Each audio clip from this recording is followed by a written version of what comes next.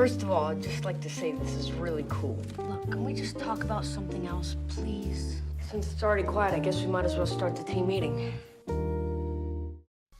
Greetings, Little Big Leaguers, wherever you're listening or watching, and welcome to episode 10 of the Little Big Fantasy League podcast.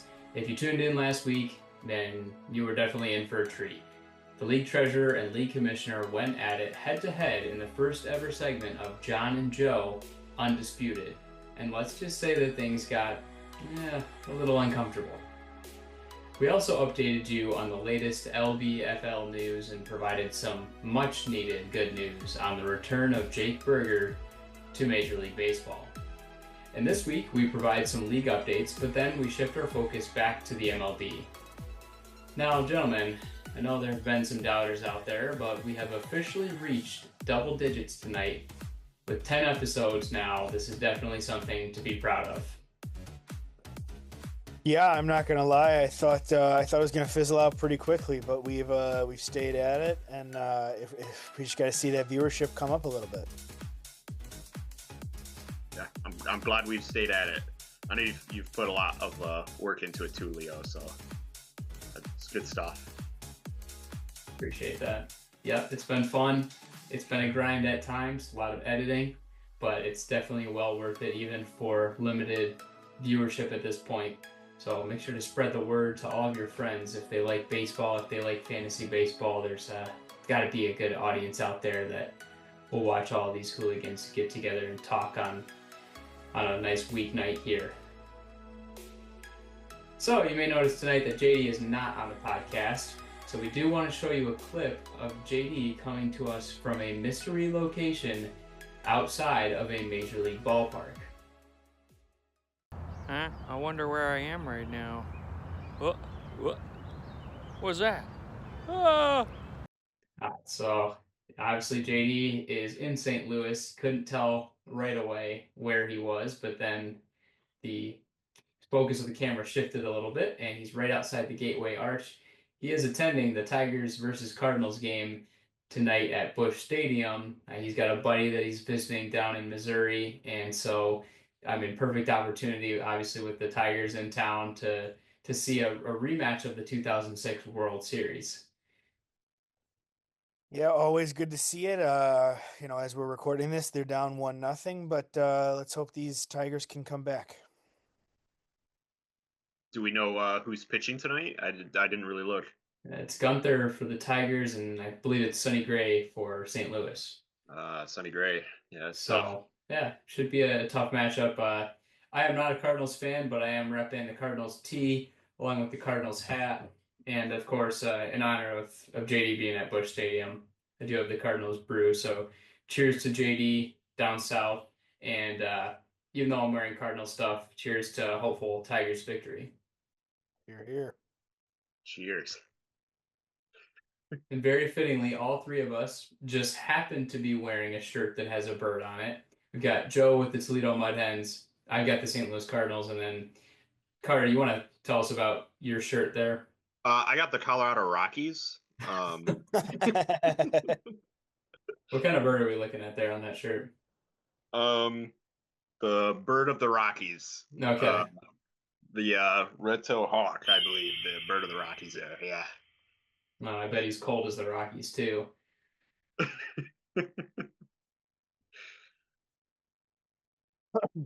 All right, so let's get right into our league updates. It's the Week 7 matchups, and then we'll get into the updated standings a little bit later here. But let's just go pretty much right down the line. We'll talk about it. But first, we'll highlight the still undefeated Stephen Hawkins with the first place finish this week at exactly 911 points.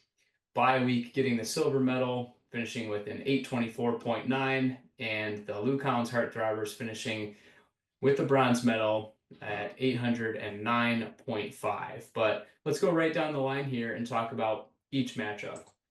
So the funny thing is about all of the matchups collectively, the scores were not close. This was not a great week from a competition standpoint. At one point, Cade was projected pretty close to me. My team did start off a little bit slow earlier in the week, but was able to pull through. I did make myself a move for next week. I used a couple of transactions because it still gives me a couple going into my matchup against JD, but quite honestly, I wasn't too worried about Cade's team. Yeah, I That's mean, not much to say on that matter. You're going against a 1-6 team. It's kind of hard, I think, to be afraid of that. yeah. All right, so the next matchup, John, the Detroit Mariners, actually losing that matchup to Kyle Schwellenbach enthusiast. The projections show that John was going to be the clear-cut winner, but I think it had something to do with that undisputed segment last week and all the smack talk that the commissioner was throwing around, not only to just Joe, but to myself and to Carter in that episode. And it seems like karma came back to bite him this week against Kyle. Yeah, I mean, I don't want to come up with names for it, but I think he might have been bitten by the Lanzini curse, and that might be the case. I mean, you lose by over 100 points, about 130. So tough to see out of the commissioner. I'm sure he's hopefully looking for the bounce back week this week. Yeah, like you said, Leo, that was straight karma there. I think after that episode for sure. Quite the upset. I definitely thought John was going to win, but yeah, Coach Super there came out strong.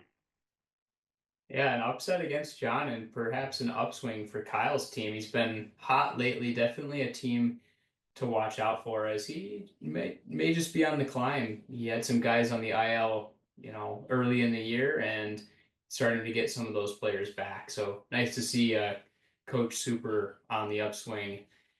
The Barrel Age Rye guys took on bye week, and that was a really tough week for Tom. I got together with him this past weekend, and let's just say he was definitely a little bit down with his performance throughout the week against Walt, who, I mean, not surprisingly, has another solid week.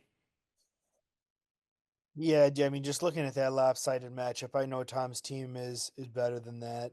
Losing by over 300 points in a week is tough.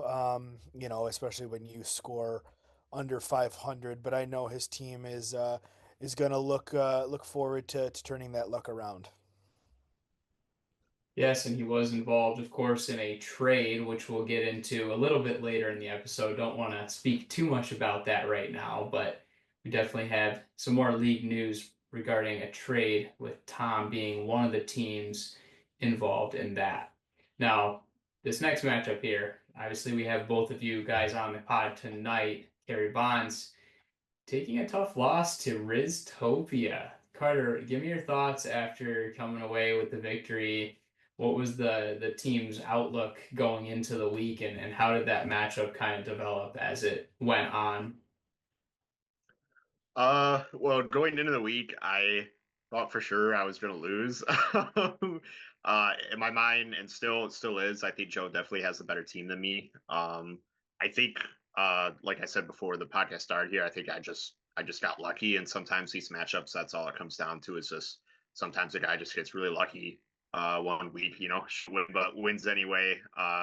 Yeah, I think I was just lucky. I mean, I know after the fact, after the week was over, I look back at all the points that both of us got, like each individual player, like comparing each other, and honestly, I thought they were really similar. I guess my outfielders took a little bit of the edge there, but then on Joe's team, Devers had a really great week as well. So um, I don't. It's hard for me to even see where those extra points came from. Maybe I just did a little better pitching wise slightly. But yeah, I mean, looking back at the points here between each player on our teams, it seems like it was pretty equal there. And then on that Sunday, Joe had a huge week a huge day on Sunday during that week, and yeah, he really gained a lot of those points back that was that gap throughout the whole week there. So yeah, it was a tough matchup, but I think it was yeah, based on a lot of luck there for me. Yeah, I mean, it's never tough or it's never easy. I mean, losing by the amount of points that I lost by. I was losing by significantly more points earlier on in the week. I think I was losing at one point as many as like 150 points. I did make the best effort I could to claw my way back into that matchup, and it just wasn't enough. But I wouldn't necessarily say luck, is the driving factor here. I mean, Carter, I wouldn't sell yourself short. You got a good looking team out there. You beat your projection. I mean, I was projected, if you're looking at it, to score 790. You were projected 764. And I was 100 points shy of mine, and you got almost 10 points more than what you were projected. So your team had a good week. I don't think it's luck. I think you got a good team going out there, and hopefully look to fix it this week. I think you'll definitely fix it this week for sure. Fingers crossed. And Carter, I know you were mentioning a lot about luck, but I'm starting to think that maybe you channeled Father Christmas himself, Santa Claus. I mean, going back to that clip from last week when you were in the fifth floor of the Bay County storage room, you pointed out that Christmas tree behind you, and it makes me think like maybe Santa came a little bit earlier this year to give you that dub against Joe. It might have been a little Christmas miracle there. Yeah, you might be onto something there. Real early Santa came this year. Over 6 months early. Well, if you're missing a couple of cookies from the cookie jar and you found yourself a empty milk glass with just that little bit of milk at the bottom of it, then that might just be what happened. Our final matchup to highlight here, it wasn't even close. The Stephen Hawkings having one of their best weeks. I mean, I know he's 7-0, and we'll show the standings in just a minute here, but looking at it points wise coming into the week, JD was ranked 5th from a pure point standpoint, not considering any of the matchups. But to me, this is a statement for the Stephen Hawkings. He didn't have to go out and blow out Justice in this matchup, but clearly he's sending a message that he's the real deal. Yeah, I don't have too much to say on this. When you beat a team by about 500, there's nothing else to say but sell the team. Well, interesting that you say that, and I was also with John a little bit this weekend, stayed at his house for a night, and so we enjoyed a nice time in his garage watching some baseball. And let's take a quick look at John as he makes an effort to call the team owner of the Justice League.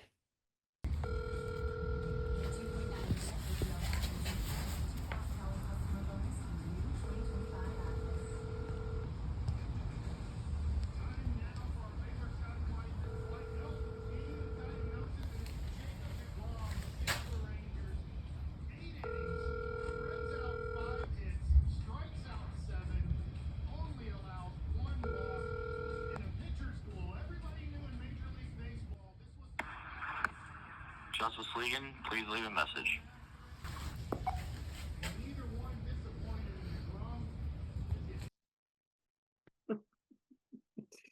So my question to you guys after watching this clip here is, does silence speak louder than words? Yeah, I mean, when you're not even going to pick up your phone for the commissioner, I mean, what are we doing here?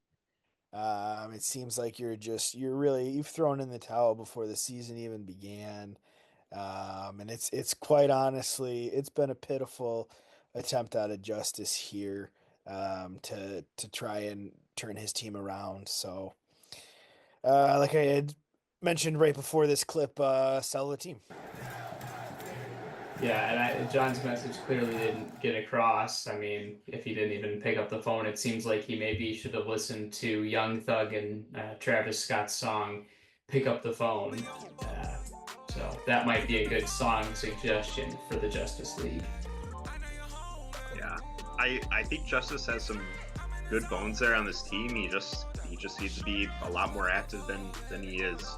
He's just kind of been pretty neglectful of his team. If he made some ads and stuff, moved around some pitchers and everything, I think he could do a lot better there. And with that, let's head right into the standings here. And fittingly so, let's go in reverse order this week. Let's start at the bottom at 0-7. The Justice League. That 0 winning percentage, not looking too hot up there. Otani's Interpreters sitting at 1-6 with his only win coming against the Justice League in what was a very close matchup the week before. Barrel Age Rye Guys sitting at 2-5 in 8th place. Carrie Bonds at 3-4 in 7th place there. Rustopia moving up, beating Joe, now sitting at 4-3. Schwellenbach Enthusiast picking up that win as well, also moves to 4-3. The Commissioner, the Detroit Mariners, also at 4-3, so 3, 4, and 3 teams. And then bye week, of course, with the silver medal this week picking up a huge win against the Barrel Aged Rye Guys. He is in 3rd place. Gonna have to toot my own horn a little bit here as I am currently sitting in 2nd, but I do have the most points scored looking at it here. If you look at the furthest right column of this chart, I do have the most points scored, and I would like to show a clip from a Saturday night bonfire.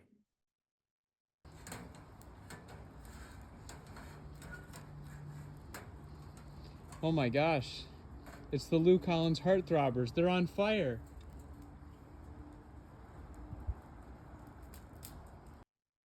So yeah, I mean, it's me recording this video. It's pretty obvious, but we're having a bonfire on Saturday night. A little bit of a celebration for my wife who recently passed the bar exam, and Tom was stoking the fire. And so he is, he's tending to the fire there, and he's kind of hyping me up at the end as well with his, it's like a metal stick that he's got there. But I'm just going to say it. The Lou Collins Heartthrobbers are on fire. I am the real deal. And we'll get into this a little bit later, but I am going to dethrone the Stephen Hawkings this upcoming week. Better put your money where your mouth is, Chief. Love to see it happen. I'm doing my best. I'm doing everything I can. I'm hesitant to use my 2 ads for this week. I think I can beat him as it stands right now. He's already got a little bit of a lead on me as we're recording this at about 8:30 p.m. Eastern. But yeah, it'll be a good matchup. And yeah, the Stephen Hawkings, of course, in first place, 7-0. And so this is now at least the second time that this has happened this season where the number 1 and number 2 teams are playing against each other. The first time it was Walt against JD, of course, with JD coming out on top. Yeah, I'm looking forward to a good matchup between you guys. So should be fun. Yeah, may the best man win. It's going to be a close one, that's for sure. I know JD's repping Tigers gear tonight. I'm repping my Cardinals gear. So, you know, this fuels rivalry week. I feel like our rivalry weeks are better than this whole rivalry week thing that the MLB is trying to do. Like when the Tigers playing against the Blue Jays, when have we been considered rivals with them? Like I get it's the whole like Michigan, like close to Toronto in a sense, like the Canada-US rivalry. But I don't know. I just feel like the rivalry week thing didn't work for me.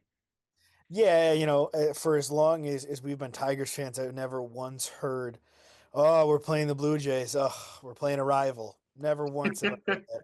Kind of a weak matchup, if you ask me. I think there could have been a few other teams that would have been a better rival. I understand why we didn't play Cleveland. Them playing another Ohio team. But I definitely think there would have been better matchups to have been had for sure. 100%. All right, let's get into our next topic here. Another blockbuster trade in the Little Big Fantasy League. This past weekend, 2 teams came together for a blockbuster trade, the 5th trade in league history. Now, let's take a look at one team owner who was involved in this trade, who is grilling up some glizzies on Saturday afternoon.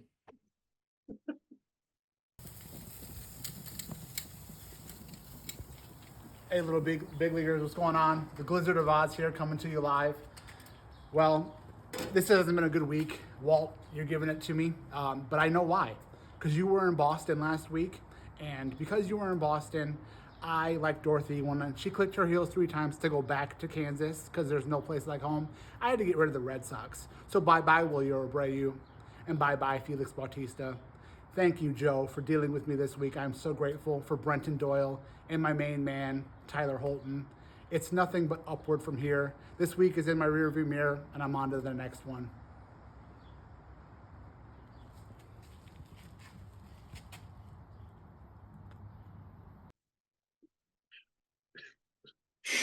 This is the best clip of the whole podcast right here. So I know.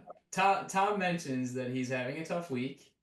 And as you guys just saw, he refers to himself as the Glizzard of Oz and quotes, "It's nothing but upward from here."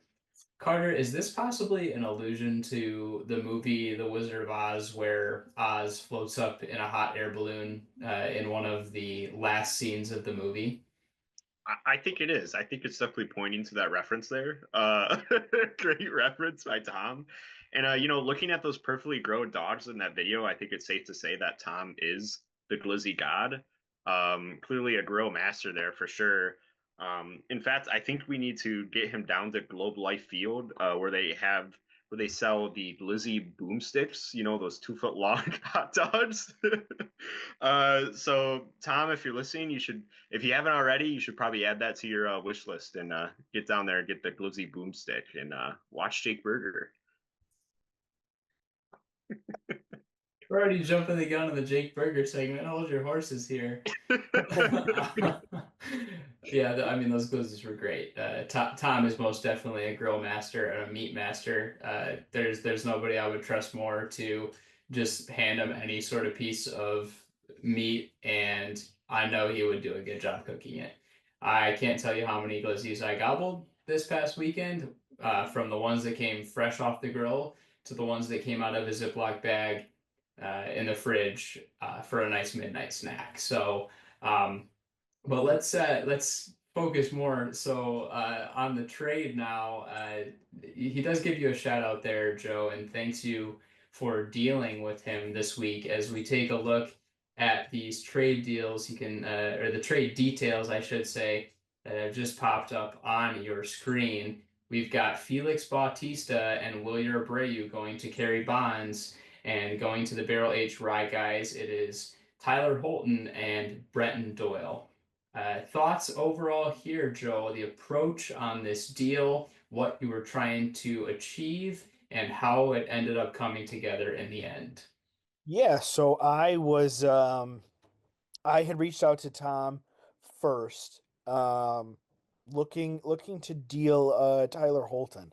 I wasn't too big of a fan of what he's done this year, and I know Tom definitely likes Holton as he likes all of his Tigers. So I thought maybe there was quite possibly a deal to be done. So I reached out to him with the first message being any interest in Tyler Holton, which Tom replied with earlier in the season for sure. Not sure why his use is down compared to last year. I'm absolutely open for trade exploration. So I put perfect. That sounds great. I was listening to a broadcast and they expect his usage to be ramped up to what it was last year. So I reached out and I put, who on your team are you willing to deal? Any untouchables? To which he very pleasantly replied, no one is untouchable.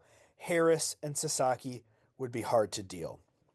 Two of the guys I wasn't really looking for, but glad to know that he has some guys that are definitely harder to deal. So thought about it real quick, and I just shot him a 1-for-1. I said, what about Holton for Tanner Bybee? He was not open to that. Mainly because he said he was weak at starting pitching right now with Roki being on the IL. Completely understood that. I have found myself to be on the weaker side of starting pitching. So I decided maybe let's shoot out another 1-for-1. I said, how about Holton for either Bautista or Johan Duran? He said if Holton was the primary closer, he would do it immediately. And then he said, are you looking for opportunity to better your relief pitching? And quite honestly, I wasn't necessarily looking for that, but I'm always just open to possibilities. Um, so he shot back with, "What about Bautista for a starting one of my starting pitchers?" Um, Really, I was only willing to offer Severino in that deal, which he did not really go for. And I don't blame him. Severino is on that older side, and he has been having an okay year at best. So then he shot out another one. He said, "What about Yelich and Bautista for Taj Bradley and Holton?" Um, I wanted to keep Taj Bradley at all costs, him being 24 years old and being a bright young arm in the Rays system. Definitely wanted to keep him, and I wasn't really looking for Yelich because that would make my team older, and I don't really need that right now. So I proceeded to shoot back a deal which was not great. I said, "What about a Rosarena and Bautista for Holton and Keller?" Um, his simple response to that was, "That's insulting, haha." Completely fair. Just seeing where we were at here. Um, definitely had some more back and forth, and eventually I ended up shooting out. "What about Doyle and Holton for Abreu and Bautista?" And he put, "That's interesting. Let me sleep on it." So I said, "Perfect." Perfect. So the next day, I get a text from Tom at about 12:30, and this is Thursday, and he says, "Check Yahoo for the trade offer," and that is exactly what he had offered me. He offered me Abreu and Bautista, and in return, I was giving him Doyle and Holton. I accepted the deal. The deal went through, and John made sure it went through the next morning. So definitely happy to get a deal done here. I think it was a pretty even trade. I think both Doyle and Abreu are having good starts to the season, and Holton, although he's not having the best start, I think he will end up turning it around, and I am confident that Bautista will hopefully get some save opportunities here for the Orioles and start racking up those points. That was the full story for sure. And Joe is definitely one of the best storytellers that I know. That gives us a complete picture of everything that happened. I don't know if Tom's going to be too happy that that you kind of aired out all of those messages there, talking about the quote being insulting for that one package that had been put Well, together. But you must He have was been keeping it wearing. real. Yeah, you must have been wearing your Sherpa when you made that trade offer because it seemed like you were trying to fleece him. I was trying to do a fleece job, and he called out my bullshit. He called it out. He said, "No, I'm not biting on that. That's a terrible move." And I agreed with him. I was like, "You know what? You're right." I'm like, I'm not gonna lie and be like, "No, this is good for both of us." No, it wouldn't be good for me, and he knew it. So props to him for not taking that deal. Yeah, for sure. To me, this deal is one of those ones that I feel like I can't really declare a winner until like this really plays out. I can see where you see the upside in Bautista and hopefully getting some more opportunities for a struggling Orioles team, and I can see the same for Tom chasing the upside of hopefully Holton's usage increasing for Detroit. I know Abreu's gotten off to a very hot start.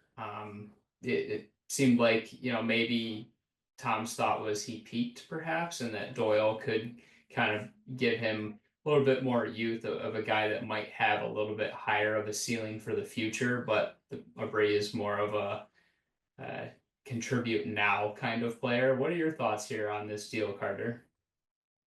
Um, just going off of just your what you just said there about Doyle and Ryu. I kind of see that. I think they are pretty equal, but there is an argument to be had that sort of Doyle was a buy low and Abreu was a sell high, kind of, both of those candidates. Looking over for the rest of the season, I know Doyle's not doing too hot right now, but he might very well. I can definitely see that happening, coming out on top as far as like points wise there. Um, but as far as far as those relief pitchers go, when I saw that trade go through, for me personally, I thought that was a fleece for Joe getting Bautista there. That might be some bias, obviously, big Oreo guy here. But I mean, to my knowledge, I thought he was like top 5 best sort of closer, in the MLB. So yeah, I definitely thought that was a very good trade on Joe's part, getting Bautista there, and pretty jealous of Joe now as well. I didn't, I guess I didn't even think about putting him in the trade offers when I was talking to him with trades. So yeah, I missed out on that boat for sure. Yeah, so I was trying to get in Carter's head by stealing an Oriole from someone else during our match. I was like, oh, maybe if he sees an Oriole on my roster, he's gonna get a little nervous. It did a little bit. It It did. did It a did little not, bit. in fact, work out at all. As I still lost by 80 points, but that was my thought process. No, but in all seriousness, I did I did look back after the trade had gone through. And I was like, oh, I wonder how Doyle did after he left my team. And I looked at Abreu in the few games that I had him last week. And I think pretty much every single game, Doyle and Abreu had 0 points.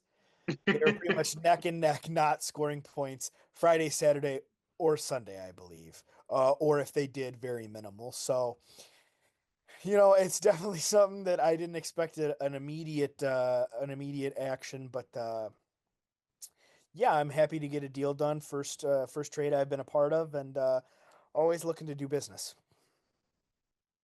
Yeah, and you're not the only team looking to do business, because Cade just threw out a message in the league chat about 10 minutes ago now saying trade offers for my pitchers open. And Wow. he might be on the come up as far as at least doing a little bit more and participating a little bit more in what's happening in this league. He actually reached out to me earlier today and said, am I allowed to put Tobias Myers on my stash since he got sent down, or no? I told him, you definitely can't. Like, unfortunately not. I said you also can't do that with a stash player either, per the current rules, which is not applicable because Tobias Myers was dealt in that fleece trade by Walt and the Corbin Carroll deal, of course. But yeah, just for everybody listening that's a part of this league, even if your player is a guy like Chandler Simpson in Joe's case that got called up maybe, and then he gets sent back down to AAA, you cannot move him back onto your stash. You either have to keep him on your active roster, and then he would be an NA player, not available, or you can drop him to free agents, which allows for other teams to have the opportunity to grab that guy. So the stash is supposed to promote moving players up, but you can't get too trigger happy, because some of these guys will come up for a few games and they will get sent right back down. So that's just the unfortunate reality of that. But the stash is definitely a lot to manage for the commissioners. So we're definitely doing our best and hoping that teams will continue to move players up to their stash as they get called up. But we don't want players to be gatekept. We do want them to have an opportunity to be on an active roster if possible. Christian Campbell. You actually took my move. I was about to do the exact same thing. I think we have a few minutes here before we go to commercial break to provide a Jake Berger update. It was the Rangers versus Astros going head to head in a Texas clash on Thursday night. Jacob deGrom going head to head on the mound with Hunter Brown in what turned into a pitcher's duel. However, Little Big Fantasy League favorite Jake Berger decided to take matters into his own hands, as we now throw it back to the league commissioner's garage on Thursday night. Not in terms of hits.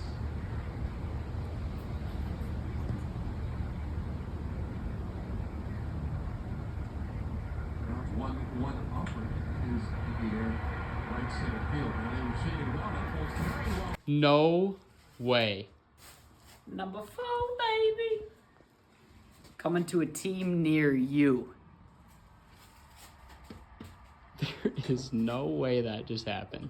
I can promise everybody listening to this podcast right now, this game is 100% live.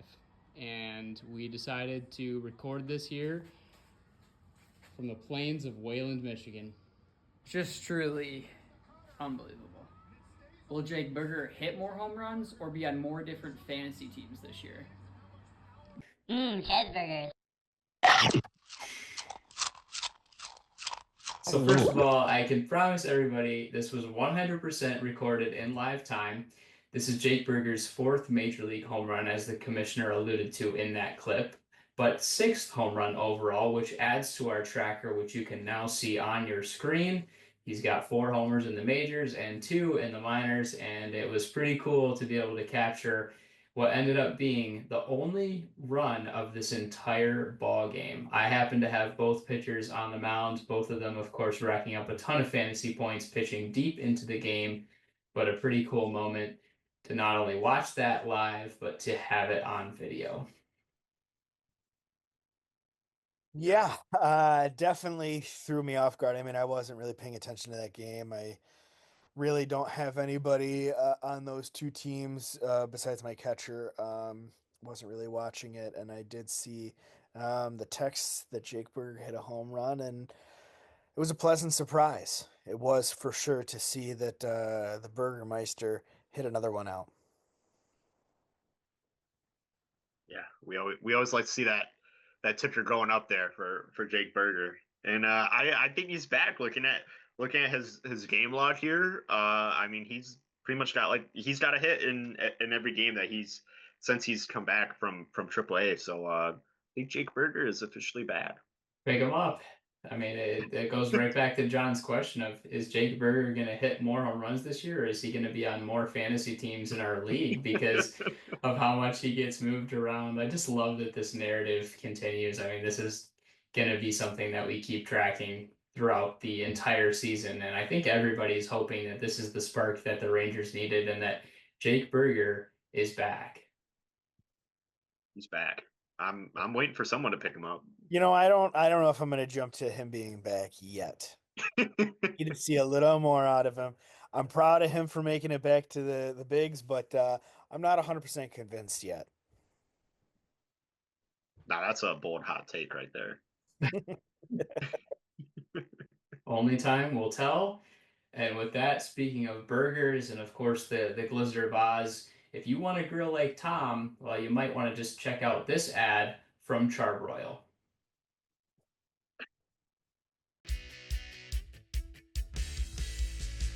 New Charbroil Performance Gas Grills feature a sleek design, long-term durability, and quality cooking performance.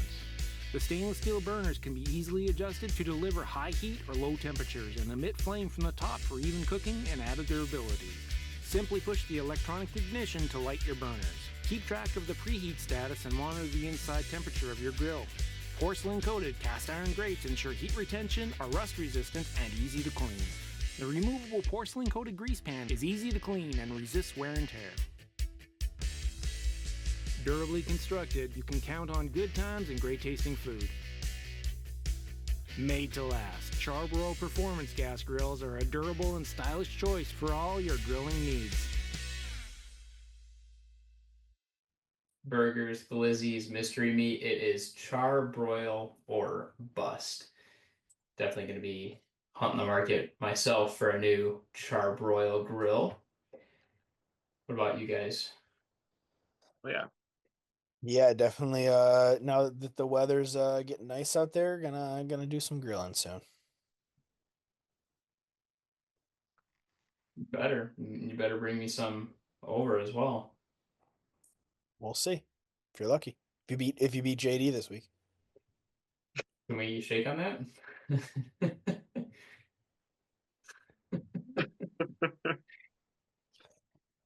All right, I think it is that time. Listen to the sounds of the barking dog. You're in the Dugout Doghouse, where the Diamond's dirtiest deeds get called out and the guilty go straight to baseball prison. Whether it's clubhouse chaos, PED scandals, or a straight-up criminal act, we're not here for excuses. We're here for accountability.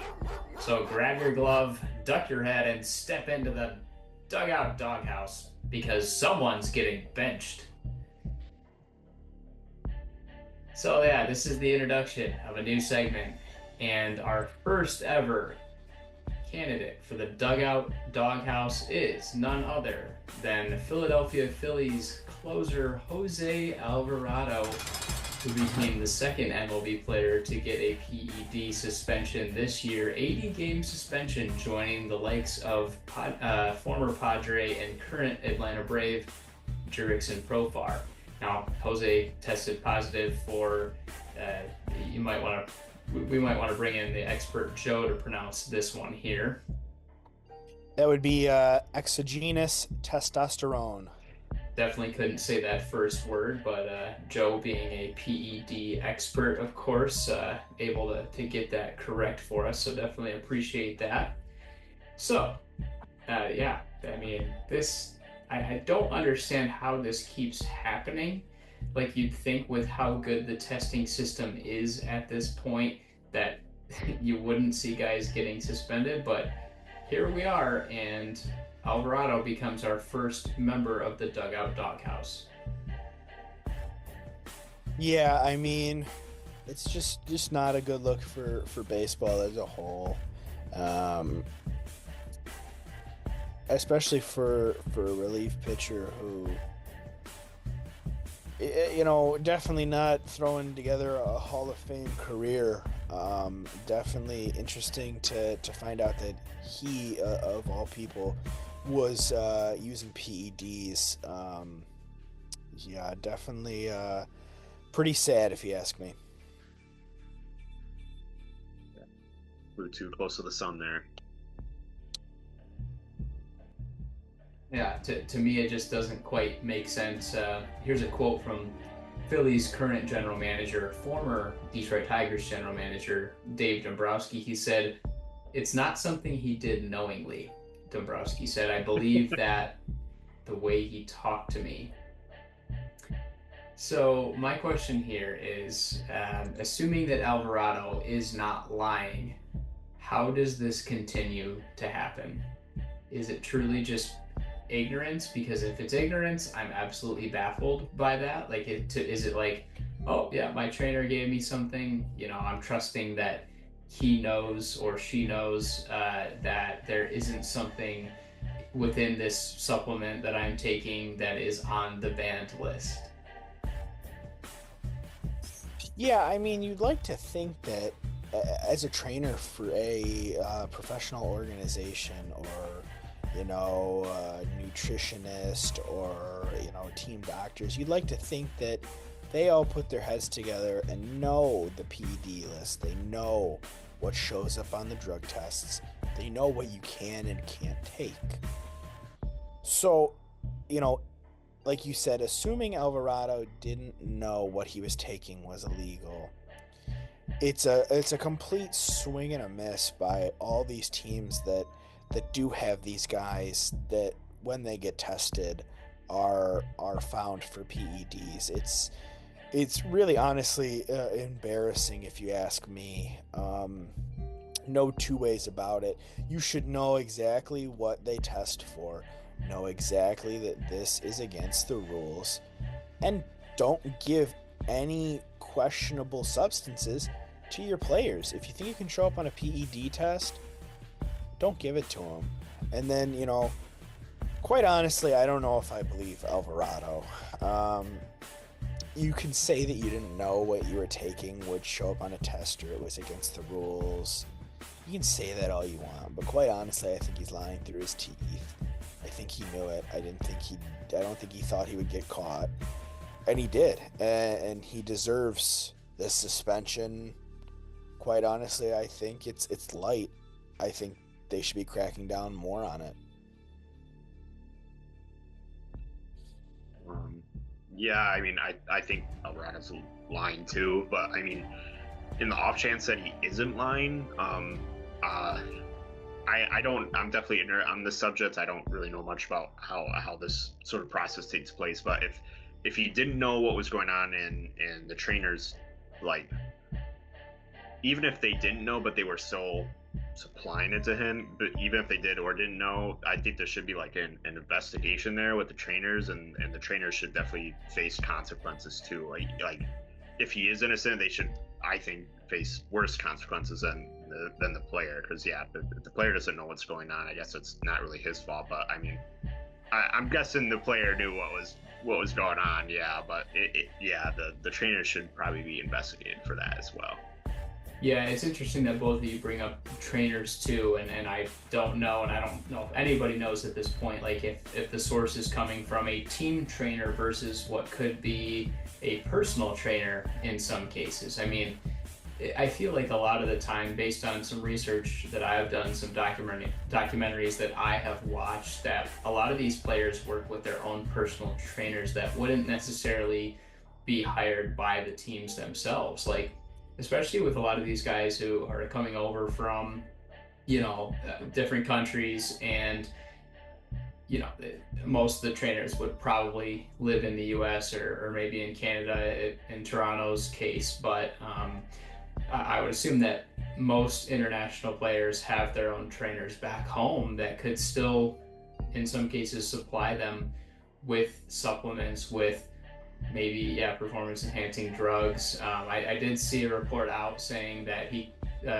Alvarado claimed that it was a weight loss supplement that he was taking, but like regardless, he could be using that to kind of mask things. I mean, we've seen all the time where players will come out and say, I thought I was taking this for one thing, to prevent a disease, and it really turns out that there are some performance enhancing natures to these drugs. And I think there's a reason that these particular substances and ingredients maybe in supplements end up on a banned list. I mean, with how much the steroid era affected baseball, some argue for good, but to me it brought a lot of bad press to the game, and now it questions the integrity of a lot of these players, and quite frankly destroys what could have been Hall of Fame careers. To me, it did, like, the steroid era did more bad than it did good.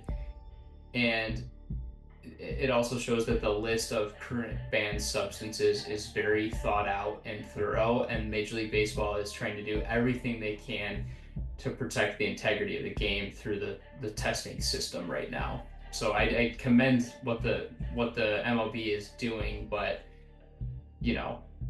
is it enough? Yeah, I mean, I think as an organization as big as the MLB, I think there are only so many rules you can put into place, and I think there are always going to be people that are going to figure out how to dodge certain things, find out what's not going to show up on a test that'll help me out, and different things like that. But touching briefly on a few points you said there, a lot of these guys do have personal trainers, so if his personal trainer was giving him something that obviously wasn't, from a team trainer, from a team doctor, all those things like that, I get it. But the player at that point still has accountability for the trainers that they hire. It's not like anybody held a gun to their head and said, you have to hire this trainer. It was their choice. They felt comfortable with this trainer for a multitude of different reasons, whether that be they're from their home country, or, they speak the language well, or, they rose with them as they were growing into the player they are today. That may be the case, but the player, whether or not I knew I was taking this, I didn't know I was taking this, ultimately it still falls back on the player if this was a personal trainer that you decided to hire. And I agree with your statement regarding the steroid era doing more harm than good. I mean, you look at guys before the steroid era, guys like Lou Gehrig, guys like Mickey Mantle, some of the greatest power hitters and hitters, period. I mean, Babe Ruth is regarded by so many as one of the best players to ever do it. Do you think Babe Ruth was taking steroids? No. Babe Ruth was drinking, he was smoking, and he was eating all the time. That's not steroids. He was living his life.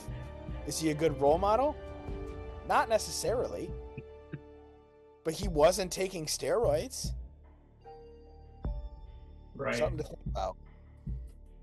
So, it also brings us now to the question of, and Joe, you kind of brought it up before, I've already kind of brought it up too, but is this enough? Is the 80-game suspension enough? Well, no is the answer if you're Major League Baseball, because Jose Alvarado is actually now ineligible for the MLB postseason.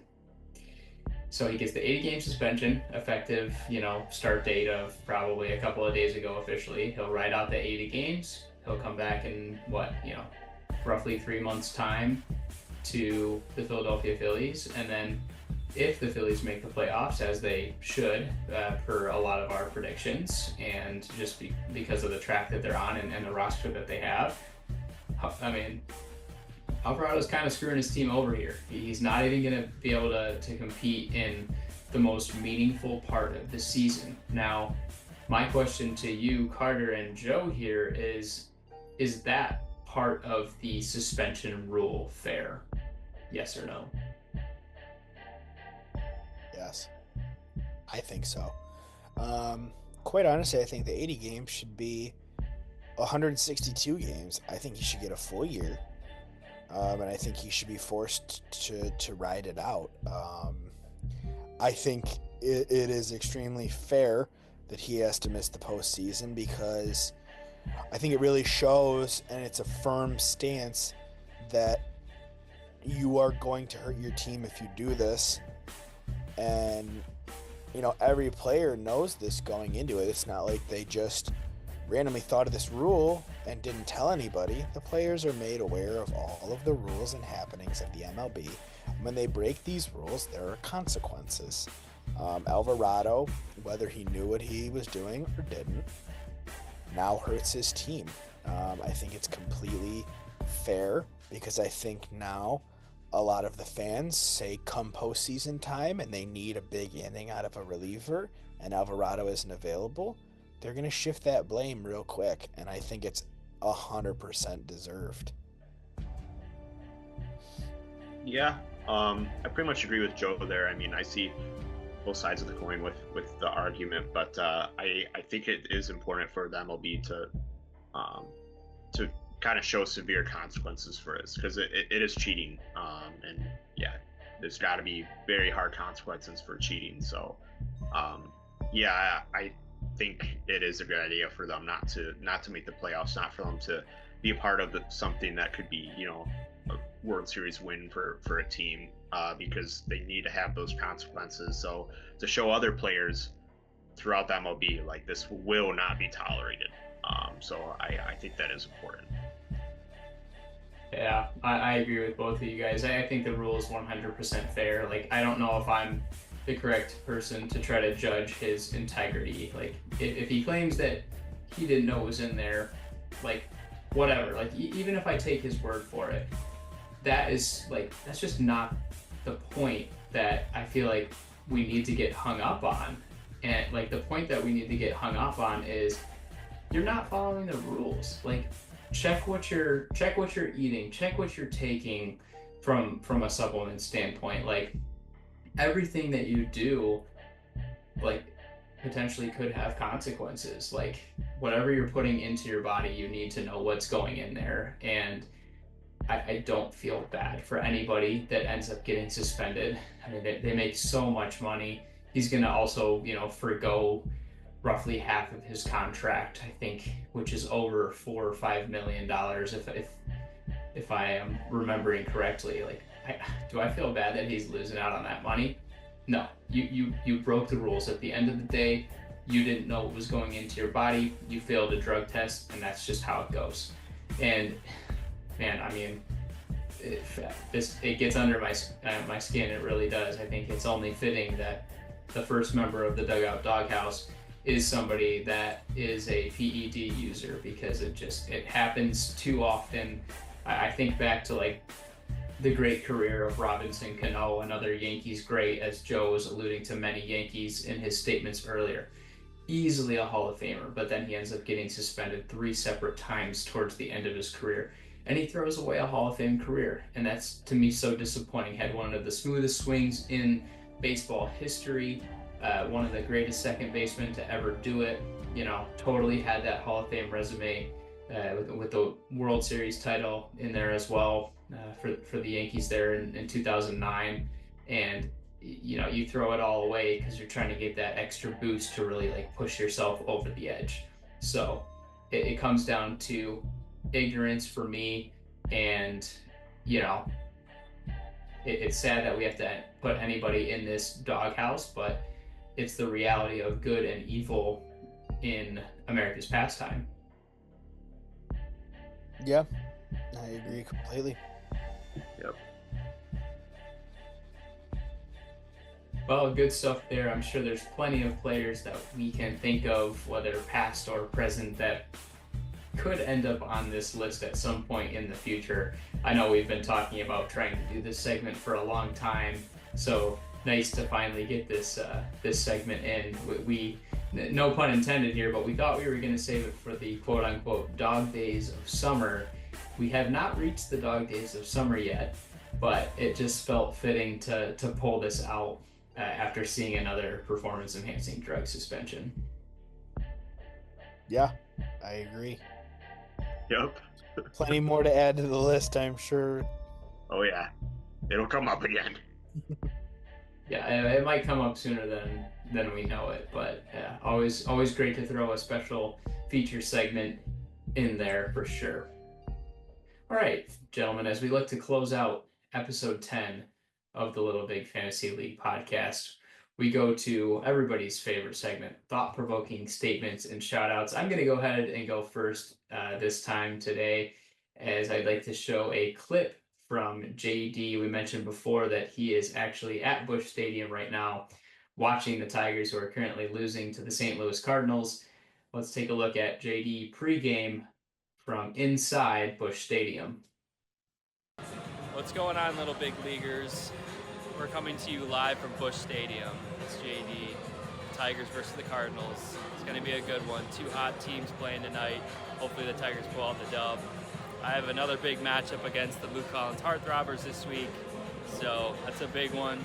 Leo, you're in my way. I can only be respectful of you and just saying that you had to go out and get two starters this week to try and beat me. So Walker Buehler, I don't know. We'll see how that goes. But I picked up Will Warren. I have no idea about him, but we'll see how he does. Yeah, it's going to be a good matchup. Hopefully it's a close one. Good luck.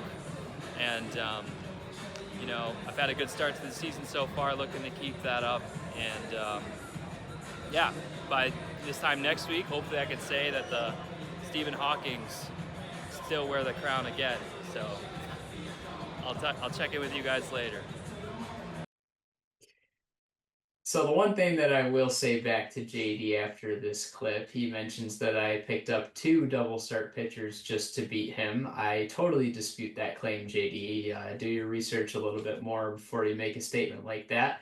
Walker Buehler is the only double start pitcher that I picked up in attempts to beat you and dethrone you as the Stephen Hawkings. The other pitcher that I picked up last week was AJ Smith-Shawver, who will only get 1 start this week for the Braves. And just be careful, because I do have still both ads to use this week against you. So, and I was going to use one of those ads on Will Warren. So, you beat me to Will Warren, as he will get that double start. But I can tell you this, JD, you're definitely not going to wear a crown again. And I do want to show a clip of me from a bit earlier today as I preview this upcoming matchup with myself, the number 2 team, going against the number 1 Hawkings. Chicago. Hello, Little Big Leaguers. This is the Luke Collins Heartthrobbers. It is Monday, and I am heading into my matchup against JD, the Stephen Hawkings. And earlier this season, JD predicted the Chicago White Sox to win 60 games, but I bet he didn't predict himself to go undefeated in the league this year, and currently at the moment, he is undefeated. That is about to change this week, as the Luke Collins Heartthrobbers will come out on top. The Stephen Hawkings, you got a big storm coming. Holy crap, did you guys hear that? Yeah. That's scary. That is more than a heartthrob. That is a full-on thunder and lightning storm. Look out to Stephen Hawking's because yeah, this is what life is going to be like for you this upcoming week.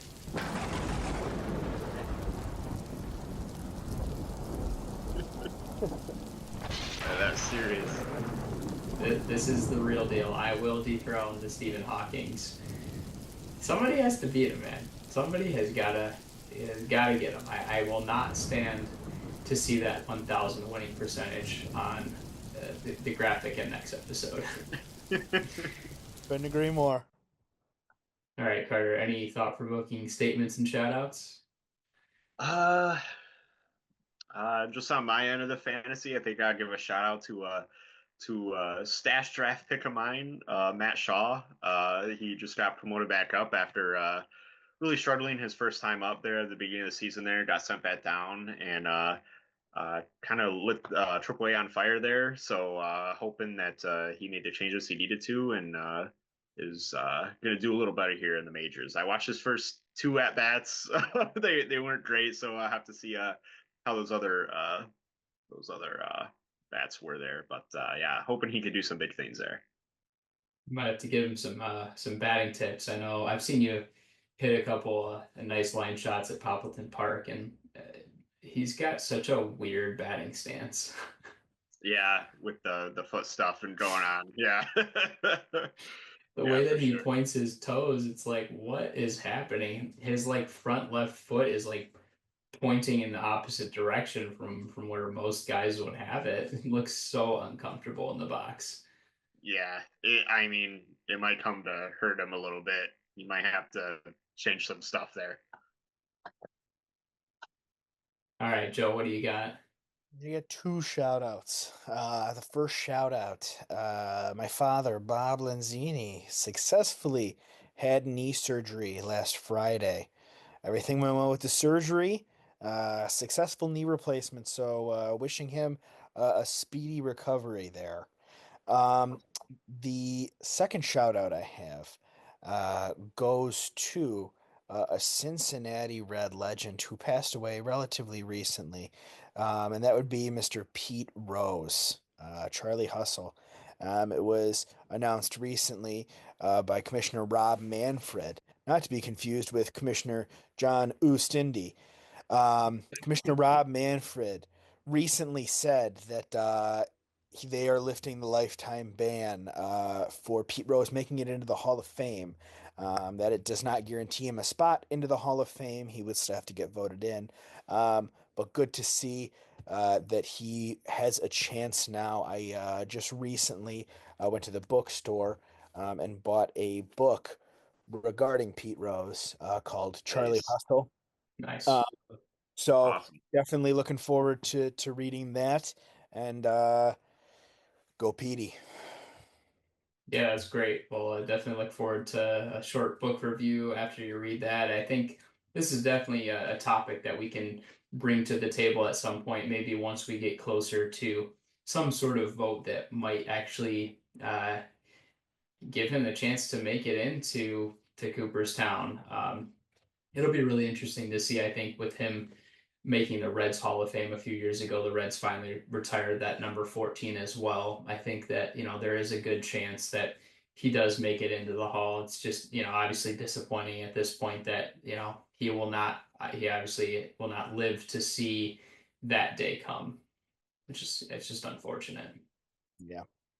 Yeah. Good to hear about your dad though too, Joe. Yeah. Thank you much, gentlemen. Definitely praying for a speedy recovery for Bob for sure. Yeah. Sirs.